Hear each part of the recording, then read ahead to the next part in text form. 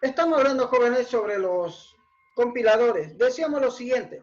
Decíamos que los compiladores tenían una característica bastante interesante, que los compiladores agarraban, traducían las instrucciones y nos generaban un archivo. A ese archivo le llamamos programa objeto. Y obviamente ese programa objeto ya es posible, digamos, mediante un proceso más, convertirlo en un archivo que pueda ejecutarlo directamente la CPU.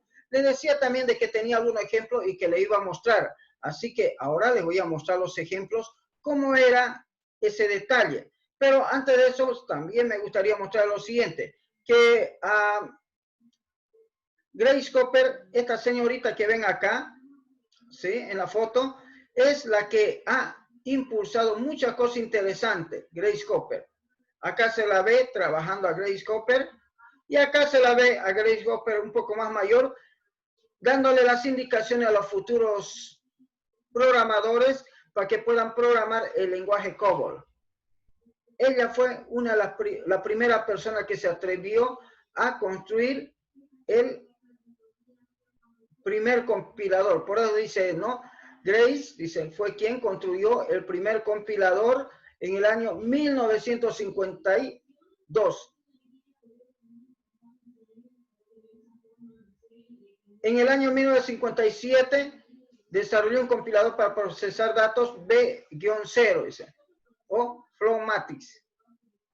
Esto permitió establecer la base para la creación del lenguaje COBOL. Ella lo estableció. Actualmente existen compiladores para los lenguajes Pascal, Basic, C, C#, C++, Java, Python no, traductores para Python. ¿Sí? No compiladores, sino traductores en caso de Python. Bien, jóvenes.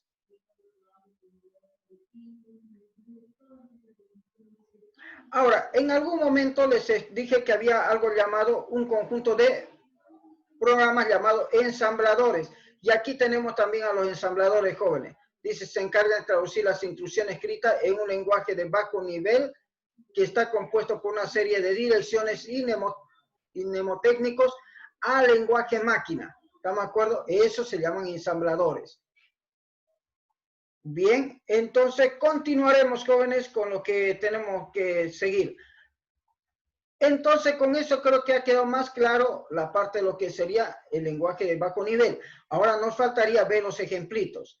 Así que veamos los ejemplitos de cómo era esa programación en lenguaje máquina.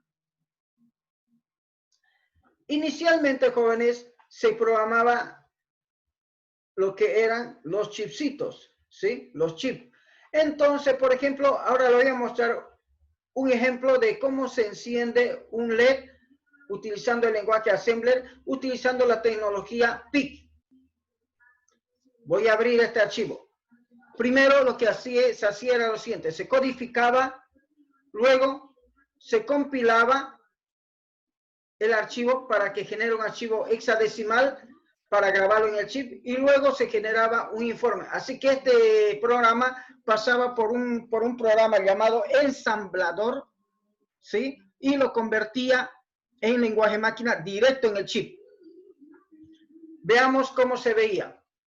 Voy a utilizar un programa llamado Edit, Notepad, más, para poder visualizar. En primer lugar, los comentarios del lenguaje se colocaban con punto y coma y aquí le decía cuál era de qué se trataba el lenguaje. Luego se colocaba algunas directivas, se decía qué archivo estaba utilizando, mire, para poder programar. Luego se definía un conjunto de variables,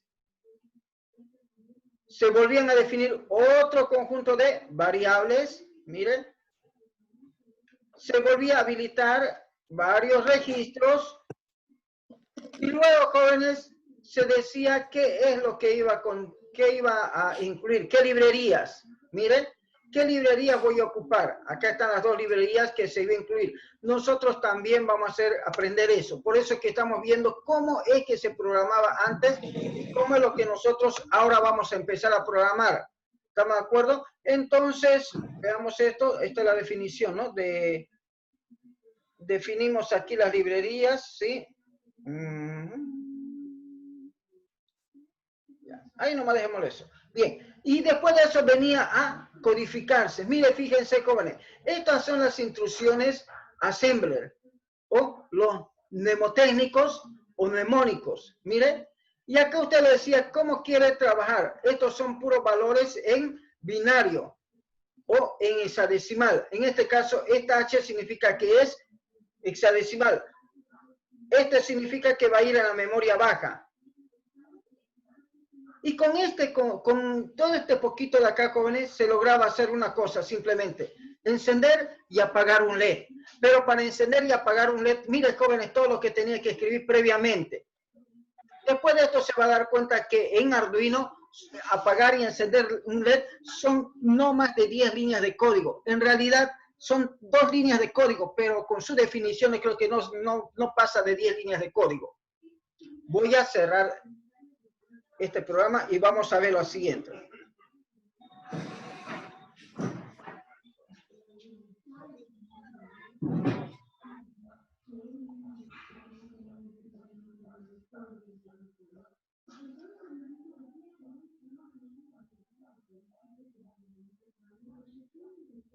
Bien, ahora vamos a abrir el archivo exe, que es el compilado. Cuando le paso por el compilador, entonces me retorna este archivo. Fíjese, jóvenes, que este archivo, el compilado, lo que les había hablado anteriormente. Aquí vemos puro 000 y de pronto vemos en esta parte puro número hexadecimales. Esta es la dirección de memoria hasta acá y de acá para adelante vienen en hexadecimal las instrucciones. En este caso, jóvenes, él trabaja con archivo en hexadecimal y necesita un ensamblador. ¿Me entiende? Necesita un ensamblador. Mire, tiene su inicio y este es el fin, donde dice aquí nomás termina el programa, no más. Pero este programa, jóvenes, también me generaba o también genera un informe de cómo ha sido grabado, cómo se ha grabado la memoria. Y obviamente acá le estamos mostrando, jóvenes, cada instrucción, en qué lugar de la memoria se ha guardado. Mire, aquí está. Esta instrucción, esta definición, en qué lugar de la memoria está. Cuando usted le ha dicho que quiere, por ejemplo, hacer una pausa, hacer una transferencia, hacer una asignación, lo que haya escrito se encuentra en algún lugar de la memoria. A ver, vamos a ver uno de ellos, a ver, por favor. Por ejemplo, este de acá, mira, aquí tiene el label. ¿Cómo se ha guardado? ¿Cómo se ha interpretado ese label? Mire, fíjese, aquí lo tiene un lenguaje un poco de alto nivel. ¿En qué direcciones de memoria se ha ido guardando cada uno de ellos? Voy a cerrar, jóvenes, esto para mostrarles otro ejemplo. Ahora acá yo tengo otro programa que está escrito en Assembler igual, que está en bajo nivel. En este caso, ¿qué es lo que pasa? Dice que este solicita una palabra y lo muestra en pantalla. Nada más hace eso.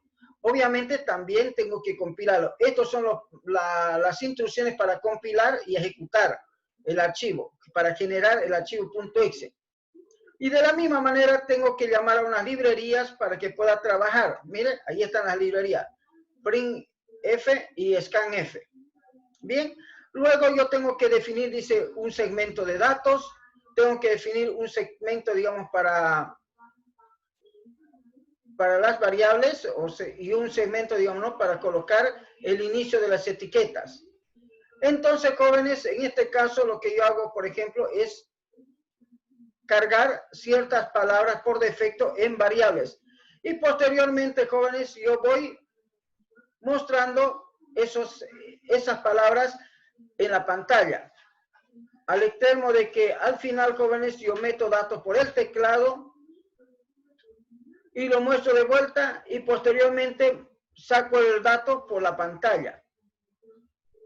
Bien, esta instrucciones, jóvenes, este conjunto de instrucciones tiene que pasar por un proceso de compilado, dijimos. Aquí está el archivo de compilado. Y en el archivo compilado, jóvenes, se mira así. Miren, realmente no se puede comprender la forma como lo compila, pero este está en binario natural, completamente, ¿sí? Todo esto de acá. Luego, jóvenes, el sistema me genera un informe que dijimos, ¿sí? El informe que me genera es el siguiente. En el informe me dice cada una de estas instrucciones, cómo es que se ha interpretado y en qué dirección de la memoria está push cadena, en qué dirección de la memoria está, push formato, mire, uno por uno, cada uno de ellos. Y cuál es su código, cuál es su enlace, con quién se tiene que comunicar, eso está. Entonces, esta es la dirección de memoria, esta es la instrucción, la dirección de la memoria y la instrucción de cada uno de los comandos, instrucciones que hemos escrito en bajo nivel. Bien, joven. Entonces, pero este programa, ¿cómo se ejecuta? Este programa se ejecuta haciendo doble clic en un archivo que se llama .exe o ejecutable una vez que lo compilo. Y para eso debo hacer lo siguiente, simplemente doble clic. Él me dice, escribe una palabra, porque este está corriendo. Yo escribo la palabra hola, hola, y él debería mostrarme más abajo hola, pero no me está mostrando porque no tiene un retorno de carro para que me espere que yo escriba, para que me muestre. Así que este se va a ir de golpe nomás, ¿sí? Para que pueda verlo bien, tengo que utilizar, digamos, ¿no? un programita que lo edita directamente. Ahí sí voy a poder ver. A ver, vamos a ver de qué se trata este de acá. Este acá creo que es la suma de dos números. A ver, mensaje, escribo unas palabras sin espacio, dice escriba la palabra. Ah, no, es el mismo ejemplito anterior. Así que busqué, así que lo borraremos. Este de acá no es necesario tenerlo ya. Ya tenemos los dos ejemplos. Y este de acá que usted la ve, sé compilar, esta es la guía. Estas son las instrucciones, ¿sí? Estas son las instrucciones para compilar un assembler. Estas instrucciones elaboré yo para mis estudiantes cuando les enseño a assembler. Entonces, acá tenemos los pasos, paso a paso. Mire, no se compila en un ratito, así que ya no más. En Assembler, joven, hay que seguir todos estos pasos que le va diciendo uno a uno para poder compilar. Y después va a poder ver, jóvenes, que compilar en los lenguajes de alto nivel es facilísimo. Pero en Assembler había que ver todo esto, leer todos los resultados. En total, si no me equivoco, son 14 pasos que tiene que hacer para compilar. Nada que ver, jóvenes, con la forma como se programa en alto nivel. Bien, sigamos. Ahora, jóvenes, ya hemos visto, jóvenes, el lenguaje de bajo nivel basado en ensamblador. Ahora vamos a hablar sobre los lenguajes de alto nivel. ¿Qué son los lenguajes de alto nivel entonces? ¿Por qué se llaman así? Dice, es semejante, dice, al lenguaje humano, un lenguaje de alto nivel, lo que le facilita la elaboración y comprensión de programas. Por ejemplo, como lenguaje de alto nivel tenemos a BASIC, Pascal, COBOL, Fortran, C, Python. Tenemos también a Ruby, Algo, C# y tantos otros jóvenes. Ahora, ¿qué es un algoritmo? Los lenguajes de programación o los programas de computadora tienen internamente, jóvenes, descrito algo llamado algoritmo. Entonces, dentro de los programas de computadora hay un conjunto de secuencias de código, un conjunto de instrucciones llamado algoritmo. ¿Qué es un algoritmo entonces? Se dice que el algoritmo es un conjunto de pasos que están ordenados y son finitos y que permiten resolver un problema. Por ejemplo, usted ha escrito un conjunto de pasos para poder resolver el problema de la temática del COVID. Pero siempre un algoritmo va a resolver una tarea específica. Siempre. O sea, algo bien concreto. Ahora dice, algo muy importante, dice que los algoritmos son independientes del lenguaje de programación. Y también de la computadora. Los algoritmos no se prenden para una computadora, aunque su codificación, jóvenes, depende de la computadora. ¿Estamos de acuerdo? Varía, depende de la computadora, depende de su arquitectura, la verdad, también para algunas cosas. Y depende también, jóvenes, del tipo de lenguaje con el que estemos programando. Ahora, todo algoritmo, jóvenes, dice que debe ser, ¿qué cosa? Finito, preciso, definido y obviamente general. Cuando hablamos de definido, cuando hablamos de finito, hablamos de que el número de instrucciones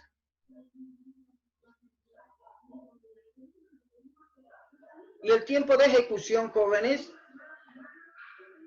está definido. O sea, tiene un inicio y tiene un fin. De eso habla el finito. O sea, el algoritmo es finito porque tiene un inicio de ejecución, una instrucción que le empieza y una instrucción que le termina. Y obviamente tiene un tiempo de ejecución también definido. Cuando hablamos preciso, hablamos de un orden entre los pasos. O sea, sí o sí tiene que seguir un orden paso. No salta así por así, a no ser que dentro de las instrucciones haya opciones de salto. Pero el algoritmo lo que hace es ejecuta desde el inicio hasta el final. Definido, no debe ser ambiguo. O sea, el algoritmo no es que hace esto y medio que hace el otro. Bien, o sea, o lo hace o no lo hace. ¿Estamos de acuerdo? Y eso en función de las instrucciones o sentencias de salto o bifurcación que tenga. Por eso dice así, si se ejecuta, dice, el mismo algoritmo, el resultado siempre será el mismo, para los mismos valores de entrada, sin importar la entrada proporcional, dice, ¿no? ¿Por qué le digo? Porque a veces cuando las entradas jóvenes varían un poco el flujo, pero el algoritmo se sigue ejecutando. Ahora dice que es general, debe tolerar cambios que se puedan presentar en la definición del problema. Por ejemplo, ahora ya me calculó el área de un rectángulo con valores 15, 20, ahora queda con 40 y 80. ¿Estamos de acuerdo? Eso dice. De todos modos, jóvenes, los algoritmos dicen, ¿no? Están presentes en la vida de cada persona. Por ejemplo, en este caso podemos expresar en forma de algoritmo las siguientes tareas o procesos. De ahí es donde viene el digo, ¿no? Nosotros en realidad, jóvenes, lo que programamos son procesos. Actividades humanas son lo que nosotros programamos. ¿Qué tipo de actividades humanas, por ejemplo? Como por ejemplo cambiar un neumático de un automóvil. Hay robots que hacen eso. Preparar los huevos a la mexicana. Hay robots que ahora ya preparan los huevos. Calcular el área de un triángulo. Hay dispositivos tipo calculadoras que ya lo están calculando de forma automática también, como también yo puedo crear un programa para que me calcule el área de un triángulo. Ahora, además de eso, jóvenes, tienen que saber algo tan esencial, que los algoritmos son una secuencia de pasos. Por ejemplo, si yo quisiera cambiar el neumático de un automóvil, tendría que necesariamente dar un primer paso, que es el inicio, las ganas de poderlo cambiar, empezar, llenarme de ganas. Luego dice bajar las herramientas y el neumático de repuestos del automóvil. Ya he hecho eso. Aflojar los birlos del neumático pinchado, o sea, los tornillos, las tuercas que la ajustan. Acomodar el gato, dice. Levantar el automóvil. Quitar los birlos del neumático desinflado. ¿Por qué? Porque ya están aflojados. Quitar el neumático desinflado, colocar el neumático de repuesto, el que está sanito, el que es bajado. Fijar los birlos del neumático de repuesto, bajar el automóvil, apretar de forma definitiva los birlos del automático, o sea, las tuercas.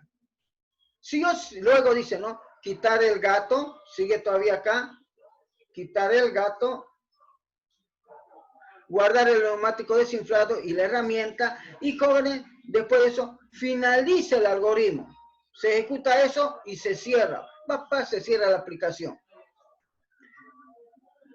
Tal como podemos ver a jóvenes acá, entonces un algoritmo es una secuencia de instrucciones que yo debo seguir para poder cumplir o alcanzar un determinado objetivo. Si revisamos, dice este algoritmo, es finito, tiene 12 pasos y tiene un orden. O sea, usted no se puede saltar los pasos porque algo puede salir mal. Y es a veces el error de nosotros jóvenes, que normalmente estamos haciendo una cosa y saltamos a otro. Algo tenemos. Lo mismo me pasa también a veces, cuando yo estoy explicando un tema y de pronto me salto a otro tema. Entonces tenemos problemas a veces para poder llevar la secuencia algorítmica, jóvenes, de un proceso. Por ejemplo, aquí tenemos otro algoritmo para preparar unos huevos a la mexicana, dice. ¿Cuáles son los pasos? Dice. Poner el sartén en la estufa para que caliente. Poner el aceite en la sartén. encender la estufa. Cortar cebolla, tomate y chile en pedazos pequeños. Poner la cebolla, el tomate y el chile en el sartén. Abrir los huevos y verterlos en un recipiente. Batir los huevos, dice. Poner los huevos batidos en la sartén. Revolver la cebolla, tomate y chile con los huevos hasta que queden hechos estos últimos cocidos, dice. Vacíalos en un plato. Y listo, termina el programa cuando llega al número 10. Y tal como dice acá, este algoritmo también es finito, tiene 10 pasos. Algunos pasos pueden estar en otro orden. Por ejemplo, los 4 primeros puntos pudieron estar en un orden diferente. Y seguiríamos teniendo, dice, el mismo resultado, dice.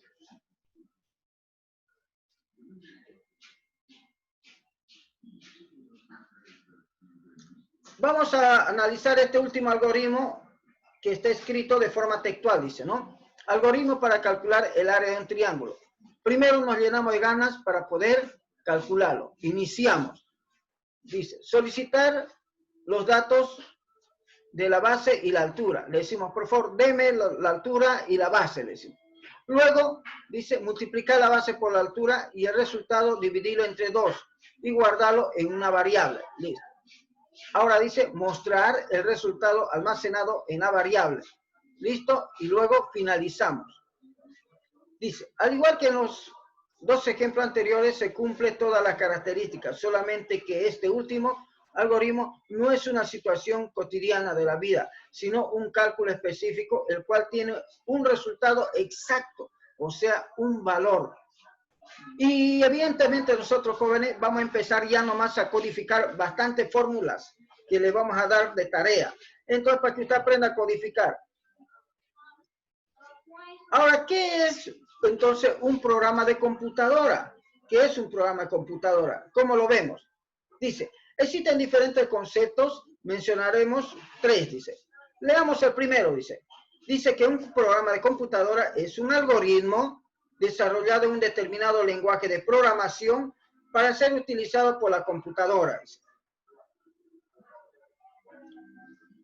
Es decir, es una serie de pasos o instrucciones ordenados y finitos que pueden ser procesadas por una computadora a fin de permitirnos resolver un problema o tarea específica.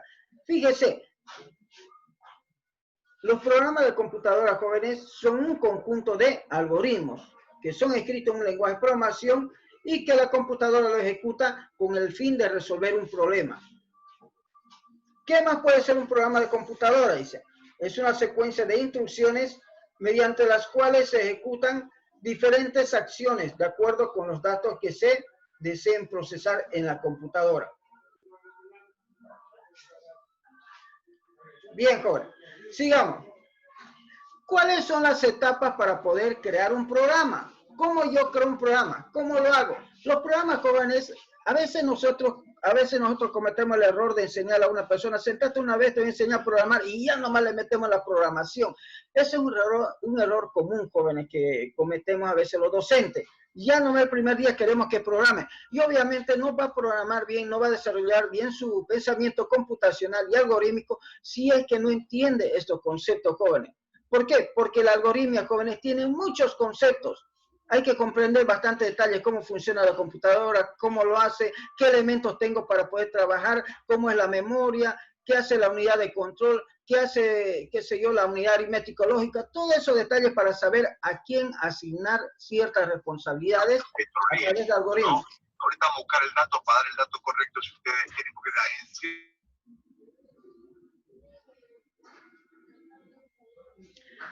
Entonces, dice así, las fases para crear, dice, un programa son 7, dice, aunque para algunos autores pueden describirse en solo 6, dice.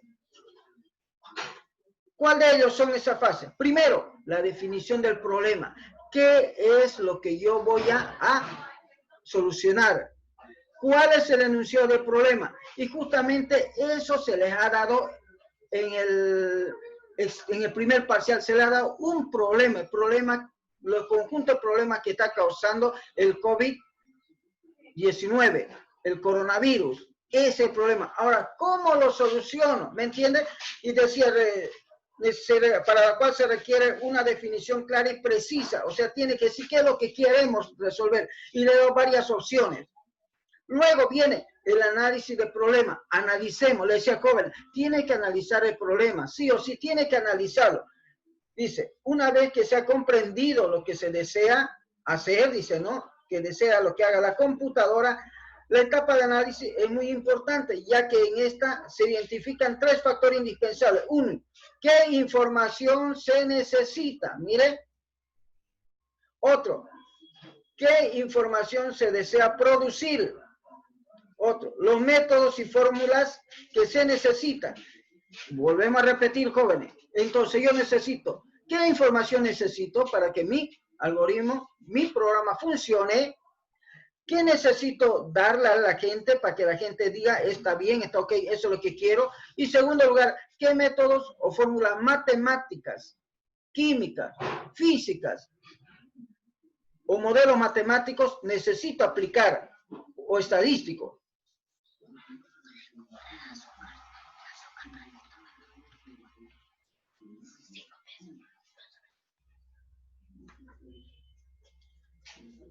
Álvaro.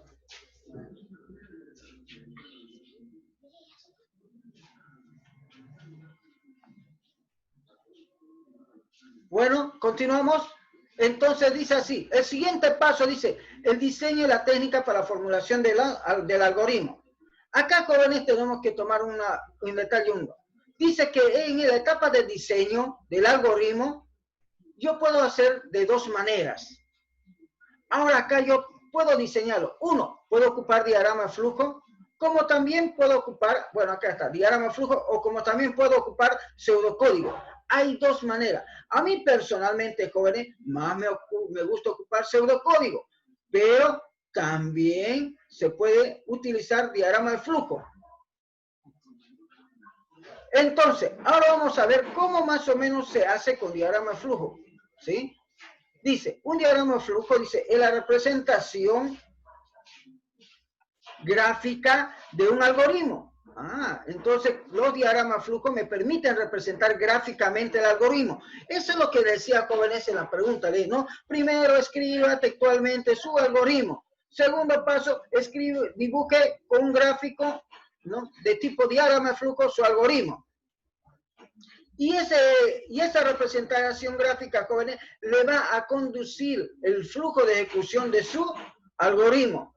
Y obviamente tiene un conjunto de líneas, tiene un conjunto de recuadros, de elementos, de símbolos gráficos que le permiten, digamos, expresar, digamos, la ejecución de su algoritmo. ¿Qué elementos tiene un diagrama de flujo? Dice. Un diagrama de flujo, jóvenes, en primer lugar, tiene un inicio y tiene un fin. Segundo lugar, no se especifica, jóvenes, las variables. No. Dice que debe usar solamente líneas de flujo horizontales o verticales. Listo. No hay líneas curvas, por si acaso, jóvenes. Todo es horizontal, vertical. Puede torcer también, pero siempre 90 grados. Debe evitar los cruces de líneas para no confundir entre conectores. ¿Qué más, jóvenes? Además de eso, dice que debe utilizar conectores solo cuando sea necesario. Cuando tengo que pasar de una página a otra página, debo ocupar conectores. Si estoy dentro de la misma página, es necesario no utilizar conectores. Dice que todas las líneas de flujo deben estar conectadas.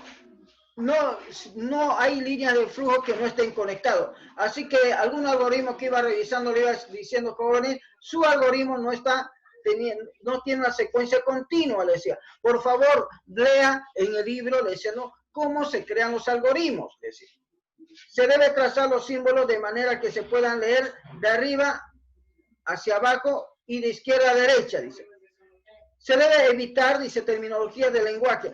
O sea, no meto aquí lenguajes de programación, nada, cuando hago diagrama de flujo, dice. Los comentarios se deben utilizar ya sea al margen o mediante símbolos gráficos. Es mejor ocupar símbolos gráficos, por si acaso. Si el diagrama abarca más de una hoja, es conveniente enumerar e identificar de dónde viene. Aquí sí necesitamos utilizar los conectores. ¿Estamos de acuerdo? Dice, solo los símbolos de dirección pueden y deben tener más de una línea de flujo de salida.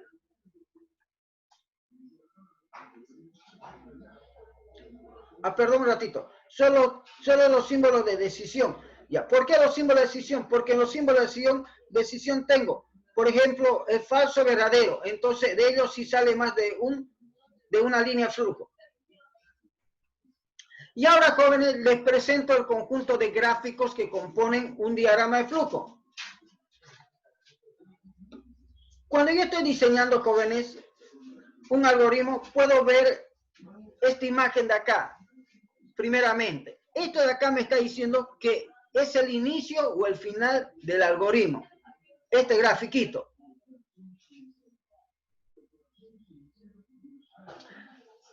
Luego, si yo necesito recibir datos o quiero mostrar los datos, puedo ocupar esta representación gráfica. O sea, esto es el lenguaje gráfico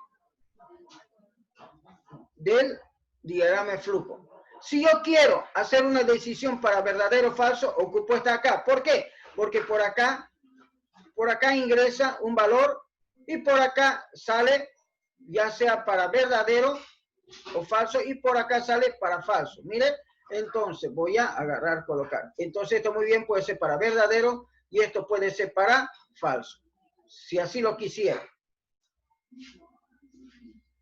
Luego, tenemos, dice, el símbolo de proceso, que indica asignación de un valor en la memoria y la ejecución de una operación aritmética. Todas las operaciones aritméticas se hacen sobre este recuadro, dentro de este recuadro. Posteriormente tenemos varias representaciones de líneas, que puede ser horizontal a la derecha, horizontal a la izquierda, vertical arriba, vertical abajo. Ahora, jóvenes, tenemos las siguientes representaciones. Tenemos una de las representaciones más interesantes y muy utilizadas, que son las representaciones para poder generar ciclos o secuencias repetitivas. Desde un número inicial, ¿sí? Por ejemplo, aquí está el valor inicial, hasta un valor final, siguiendo un determinado incremento. Y luego tenemos la impresión en pantalla, jóvenes. La impresión en pantalla se realiza a través de este dibujito. Y usted me dirá, ¿y esta impresión de acá? ¿Acaso no me dijo que el de acá también se utilizaba para imprimir? Sí, para imprimir en impresora. Y luego los conectores con redondito. Jóvenes, hay algo que lo quiero aclarar. No debe ocupar o debe evitar utilizar diagramas distintos de esto, porque estos son los componentes lexicográficos para poder crear o dibujar, expresar los algoritmos utilizando diagramas de flujo.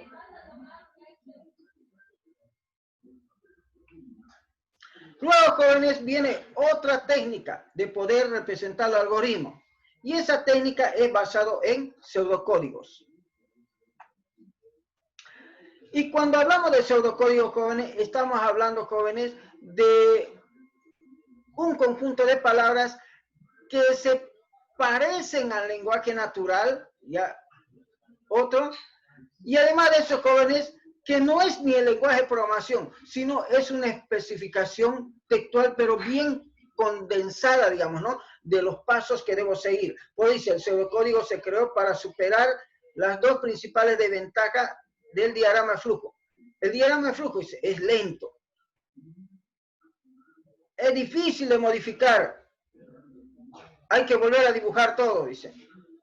Por otra parte, el pseudocódigo es más fácil de utilizar, ya que es similar al lenguaje natural. Esa es una gran ventaja. Al contrario, los lenguajes de programación de alto nivel no tiene normas que definan con precisión lo que es y lo que no es pseudocódigo. O si usted puede representar como usted vea más conveniente las sentencias basadas en pseudocódigo. Por lo tanto, dice, varía de un programador a otro. O sea, cada programa, esa es la desventaja, que cada programador escribe su pseudocódigo a su manera. Tal vez es una de las desventajas, jóvenes, pero a mí me encanta mucho más el pseudocódigo. Yo aprendí mucho más con pseudocódigo que con diagrama de flujo, porque con diagrama de flujo me cansaba rápidamente y ya quería cambiar, no podía, hasta que aprendí el pseudocódigo.